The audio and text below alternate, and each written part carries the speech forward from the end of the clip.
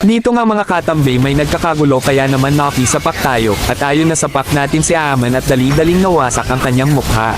Slain an enemy. At dito sinapak natin ang unggoy kaya naman si Ye naglaho na parang utot. Enemy. At dito nakipagsapakan sa atin ng tatlong unggoy kaya naman namatay ang isa at namatay at pangalawa at tumakbo ang isa at hinabol natin at pagkasapak natin patay ang boang. Still with. At dito nga si Ye ating sasapakin at sinusubukan niya pang tumakbo. At pinaghabol pa nga tayo at nang ito'y ating naabotan pagkasapak natin wasak pati Oten. Mega kill. Dito nakita ko ang bagong hero kaya naman ipaparanas natin ang isang solid na sapak sa puwet ni Pacquiao. Unstoppable. Attack the. At dito pinagpapalo tayo ng kawayan ng isang unggoy, at dito nakatakbo pa ang buang, at may nakitilili na tiyanak, ngunit bumalik na ang tinggi ng unggoy kaya naman siya pa ang napaslang. Monster kill. At dito sinapak natin ang unggoy kaya naman, bigla siyang nawala sa mapa. Godlike.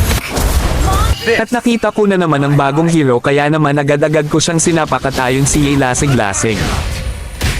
At dito hinahabol nila ang kabit ni Pacquiao, kaya naman pinagsasapak ng ating bida ang mga humahabol at ayon patay ang unggoy. Dairy. At dito hinampas tayo sa lupa ng isang tiyanak, napatay tuloy tayo ni Clint Borat. At dito sinapak nating ang bagong hero ngunit ninulak niya tayo, yan tuloy tinamaan siya ng pinagbabawol na kidlat. At dito pinagpapalo na naman tayo ng unggoy kaya naman ng si Ye aking sinapak, wasak ang kanyang burat at dito napatay na naman tayo ni Clint Borat. At dito nakuha namin ang Lord, sayang di ko na KS. An ally. An enemy has. At dito mapapatay na din natin si Clint Borat, king ina ka napatay din kita king ina ka.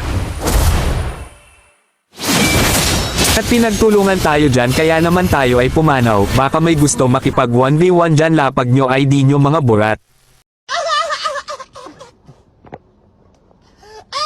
Victory.